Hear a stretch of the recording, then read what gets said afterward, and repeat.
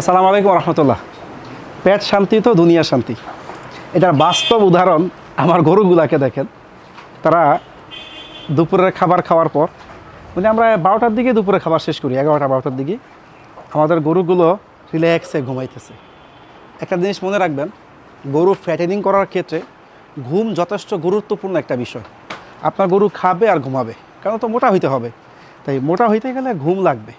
তাই ঘুমের জন্য কী লাগবে? একটা সুন্দর পরিবেশ লাগবে। এই সুন্দর পরিবেশটা পাচ্ছে সে ফ্যাগ্রোতে। আমাদের এই গরুগুলো দেখতেছেন, মাশাআল্লাহ মাশাআল্লাহ, হাত দিতে ভয় লাগে, দাঁড়ায় গেলে আবার মানে ঘুম ভেঙে গেলে। মাশাআল্লাহ, দেখছেন খাইছে, পেটটা ভইরা খাইছে, আরামসে ঘুমাইতেছে। হ্যাঁ, আরামসে ঘুমাইতেছে। এই ঘুমাবে আর স্বাস্থ্য বাড়বে, ঘুমাবে আর স্বাস্থ্য বাড়বে। এই একটা, এই হয়েছে একটা, আরামসে খাবে আর ঘুমাবে, খাবে আর ঘুমাবে। এই দেখেন চুটটা দেখেন, মাশাআল্লাহ বিউটি গরু। এগুলো হচ্ছে কুরবানির জন্য বিউটিফুল গরু।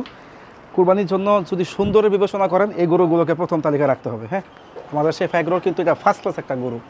ওর গঠন সৌন্দর্য আপনাকে মুগ্ধ করবে। যারা বিশেষ করে আল্লাহর নামে একটু সুন্দর গরু কুরবানি করতে চান, তারা কিন্তু এটাকে চয়েস রাখতে পারেন।